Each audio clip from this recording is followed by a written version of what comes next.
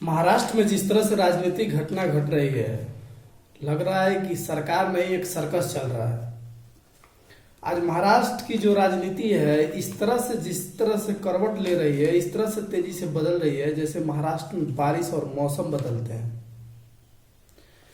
आज ये कोई पहली बार नहीं हुआ है। महाराष्ट्र में जिस तरह से पॉलिटिकल ड्रामा चल रहा है, अजीत पवार ने एनसीपी के 29 विधायक को लेकर बीजेपी और शिवसेना गुट, जो एकनाथ शिंदे की गुट है, उसमें शामिल हो गई है और डिप्टी सीएम का शपथ भी ले लिए। 9 विधायक मंत्री का शपथ भी ले लिया। आज संडे को सब कुछ बंद है, लेकिन इस सियासी पॉलिटिकल ड्रामा चालू है और पूरे तरह से भारत सरकार और इसमें बीजेपी शामिल है। ऑपरेशन लोटस के तहत ये काम किया गया और लोकतंत्र का जो गला घोटा जा रहा है, इसे कहते हैं 5 सालों में 3 बार। और आपको हम बता दें कि अजीत पवार आज सुबह सुबह पार्टी की मीटिंग बुलाते हैं, जिसमें शरद पवार बाहर हैं, पूना में है शरद पवार और कार्यकारी अध्यक्ष भी वहीं पे हैं। और जैसे ही मीटिंग हुआ, मीटिंग के बाद क्या हुआ, तुरंत ऐलान हुआ कि 29 विधायक का हम एनसीपी का समर्थन लेकर, ये चिट्ठी लेकर पहुंच गए और देवेंद्र फडणवीस और एकनाथ शिंदे जो महाराष्ट्र के सीएम हैं, वो इसको लिए और राजभवन पहुंचे और वहां से शपथ ग्रहण समारोह भी हो गया।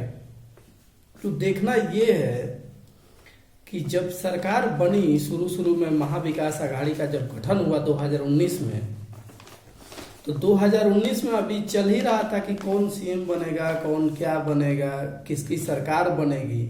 बहुमत किसी भी पार्टी को नहीं मिला था। तो रातों रात देवेंद्र फडणवीस जो है मुख्यमंत्री पद का शपथ ले लिए और अजीत पवार के समर्थन से। लेकिन सरकार महज 2 दिन ही चली, 2-3 दिन के अंदर सरकार गिर गई और देवेंद्र फडणवीस जो है इस्तीफा दे दिए। बहुत सारा आरोप भी लगा कि सीएम बन के बहुत सारे फंड रिलीज कर दिए गए। अब क्या सही था क्या गलत था उस टाइम का तो पता नहीं, लेकिन उसके बाद जो है शिवसेना और कांग्रेस की सरकार बनी एनसीपी की गठबंधन में, महाविकास आघाड़ी में। और अब जो है सीधा तौर पे देखा जाए तो उसके बाद एकनाथ शिंदे को तोड़ा गया। एकनाथ शिंदे जो है शिवसेना को तोड़कर और विधायक लेकर वहां से फरार हो गए और आज बीजेपी में मिलकर सरकार बना लिए। शिवसेना बाहर हो गई। कोर्ट का फैसला भी ऐसा आया कि कोर्ट ने, यहाँ तक सुप्रीम कोर्ट ने टिप्पणी की कि अगर उद्धव सरकार जो है इस्तीफा नहीं देते, उद्धव ठाकरे, और फ्लोर टेस्ट का सामना किए होते, तो आज जजमेंट कुछ और होता। यानी सीधे तौर पर कहा गया कि आज जजमेंट कुछ और होता और आप मुख्यमंत्री होते या पार्टी आपकी जीत जाती। लेकिन अब तीसरा ये आया कि अजीत पवार एक बार फिर एनसीपी को धोखा देकर, अपने ही चचा को धोखा देकर, भतीजा एक बार फिर डिप्टी सीएम का स्वाद चख लिया। तो महाराष्ट्र की जनता का मजाक चल रहा है कि महाराष्ट्र की जनता खिलौना है, जब चाहो फेंक दो, जब चाहो खेलो, जब चाहो भगाओ, जब चाहो बुलाओ। ये चल रहा है महाराष्ट्र में। महाराष्ट्र के विकास से मतलब नहीं है किसी भी पार्टी को। जिस तरह से एनसीपी प्रमुख जो शरद पवार थे, शरद पवार अभी भी बोल रहे हैं कि हम उनके साथ नहीं हैं, हमारी पार्टी नहीं टूटी है। अब ये कहा जा रहा है कि एकनाथ शिंदे की तरह एनसीपी का नाम और चिन्ह के लिए भी दावा ठोका जा रहा है कि ये भी हमारा होगा, शरद पवार का नहीं है। और जिस तरह से ये पॉलिटिकल ड्रामा हुआ, उस समय तो एकनाथ शिंदे जब शिवसेना के विधायक लेकर भागे थे, तब उद्धव ठाकरे राजनीति के नए चेहरे थे। अभी भी राजनीति के एक देखा जाए तो महाराष्ट्र की राजनीति का अगर सबसे पुराना कोई चेहरा है, सबसे कोई फेमस चेहरा है, कोई राजनीतिज्ञ है, गणितज्ञ है, तो वो है शरद पवार। शरद पवार के बात का मायना रखा जाता है। लेकिन यहाँ तो देखा जा रहा है डबल घोटाला हो रहा है। अब महाराष्ट्र में एक नहीं दो डिप्टी सीएम हैं, देवेंद्र फडणवीस बीजेपी के और एनसीपी के जो है अजीत पवार हैं। क्या अजीत पवार को ये अथॉरिटी थी कि वो किसी चीज का, किसी भी विधायक का समर्थन लेकर वहां चिट्ठी दिए कि हमारे इतने विधायकों का समर्थन है?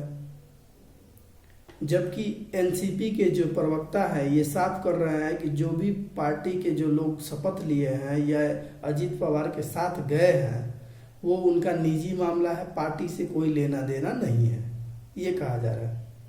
संजय राउत भी ये बोल रहे हैं कि शरद पवार जो हैं वो पूरी तरह से ठीक है, वो पूरी तरह से मजबूत है और उन्हें समर्थन प्राप्त है। तो क्या ये पॉलिटिकल ड्रामा जो है एकनाथ शिंदे के द्वारा रचा गया या देवेंद्र फडणवीस के द्वारा रचा गया या दिल्ली के नरेंद्र मोदी के तरफ रचा गया या जेपी नड्डा के तरफ से है या अमित शाह के तरफ से? इस बार चाणक्य कौन है?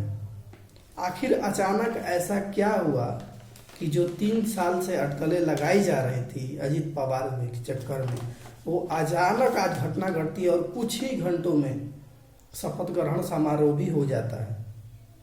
ऐसा नहीं है कि राज्यपाल को जो है मिलने का, गवर्नर को मिलने का समय मांगा जाता है, समय दिया जाता है। ऐसा हुआ तुरंत और चटपट, जैसे लग रहा है मार्केट में गया सब्जी खरीदे और चले आए। सिर्फ इतना टाइम लगा और महाराष्ट्र की सत्ता पलट गई। कोई आदमी ढंग से अभी मुंबई की भीड़ से बाहर भी नहीं निकला होगा, घर से निकलकर ऑफिस नहीं पहुंचा होगा, इतना समय में महाराष्ट्र की सत्ता पलट हो गई। ये कितनी तेजी से हो रहा है आप देख सकते हैं कि वहाँ के राज्यपाल कितने एक्टिव हैं और किस तरह से काम कर रहे हैं। तो ये मामला जो है निश्चित तौर पे कोर्ट में जाएगी और ये मामला कोर्ट पे है जो कैसे क्या हो रहा है। कानूनी और राय सलाह उद्धव ठाकरे जो है और एनसीपी प्रमुख जो है शरद पवार ले रहे हैं। कार्यकारी अध्यक्ष जो सुप्रिया सुले जो हैं, अभी उनका कोई बयान नहीं आया है। शरद पवार का कोई आधिकारिक बयान नहीं आया है, एनसीपी का कोई आधिकारिक बयान नहीं आया है। एनसीपी के प्रवक्ता का सिर्फ एक ही बयान आया है कि हमारी इनसे कोई लेना देना नहीं है, जो गए हैं उनका पर्सनल है। तो एक तरह से देखा जाए तो जितने भी विधायक गए हैं सब पर केंद्रीय जांच एजेंसी सीबीआई और ईडी का जांच चल रहा था और आज अचानक ये शपथ ले रहे हैं। तो साफ तौर पे देखा जा सकता है कि प्रधानमंत्री नरेंद्र मोदी और भारत सरकार जो है किस तरह से ऑपरेशन लोटस को अंजाम दिया गया। अब वो दूध के धुले हो गए, वॉशिंग पाउडर के धुले हो गए। मेरे हिसाब से अजीत पवार का पॉलिटिकल करियर खत्म हो गया है। वो अपनी क्रेडिबिलिटी जो है जनता के सामने खो चुके हैं और जनता इस बार जो है देखने में दिलचस्प होगा कि वहाँ लोकसभा चुनाव और विधानसभा चुनाव में कैसे जीतते हैं और कौन जीतता है। ये बात की बात है कि सरकार चलेगी या नहीं चलेगी, लेकिन इस बार जो तेजी से घटनाक्रम हुआ है इसे महाराष्ट्र की जनता के ऊपर डिपेंड करता है। और भारतीय जनता पार्टी देखते हैं कि टाइम से पहले चुनाव करवा लेती है या लोकसभा चुनाव के साथ ही विधानसभा चुनाव होंगे, ये देखने वाली बात होगी। तो अजीत पवार एक बार फिर अपने पैर पे कुल्हाड़ी मार लिए हैं। इसे कहा जा सकता है कि चुनाव आते आते अजीत पवार का पॉलिटिकल करियर खत्म हो जाएगा, उनका क्रेडिबिलिटी खत्म हो जाएगा, जनता के सामने वैल्यू नहीं रह जाएगी। महाराष्ट्र की पॉलिटिकल ड्रामा ये है। फिर मिलते हैं कल एक नए वीडियो के साथ। आप हमारे चैनल साहेब आलम 728 को फॉलो कीजिए, लाइक कीजिए, सब्सक्राइब कीजिए और शेयर कीजिए। जय हिंद, जय भारत।